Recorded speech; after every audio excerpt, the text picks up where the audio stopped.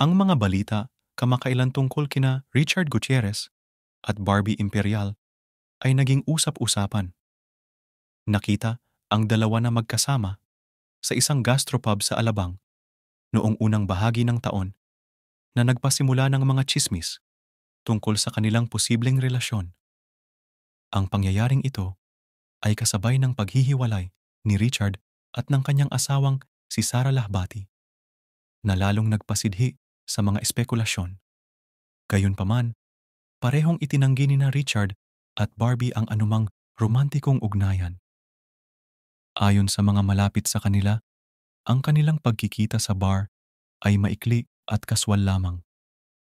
Sinabi rin ng veteranong showbiz reporter na si Ogie Diaz na walang katotohanan ang mga tsismis at idinagdag na isa si Barbie sa mga shareholder ng bar kung saan sila nakita.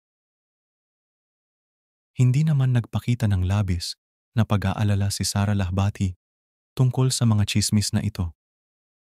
Nang tanungin tungkol sa sitwasyon, sinabi niyang wala siyang pakialam. Nagpapahiwatig na naka-move on na siya mula sa kanyang kasal kay Richard. Confirm ang tsismis dahil sa mga larawan na nagpapakita na sila ay magkasama. Umani naman ng iba't ibang reaksyon sa mga netizen. Ating basahin ang mga komento ng mga tao sa Reddit.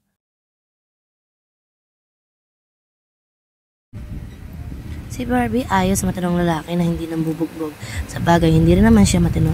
Tingnan natin sa huli, magbubugbugan rin ng mga yan. Literal na Annabelle versus Barbie. Looking at her childhood story, it's not surprising. My daddy issues si girl. Maybe that's exactly her type, yung you don't respect me kind of vibe. Tapos iiyak after, haha. She's the epitome of turning a trauma into a thing. Nabugbog na during childhood and from her exes, pero go pa rin kay Richard. Because nga, punching bag siya nung previous life niya. Bubuntisin ka lang yan. Barbie nyo naging kabit na. Wala akong amor sa mga kabit. Next. Downgrade. That's true. Type talaga ni Barbie mga problematic. Problematic rin kasi siya. Ano kaya ang thought process ni Barbie at mahilig siya sa may red flag? Barbie is escort. Rumarampa siya, pero mahal. So parang yung kapatid ni Richard din. Nilalako pa nga ng nanay niya.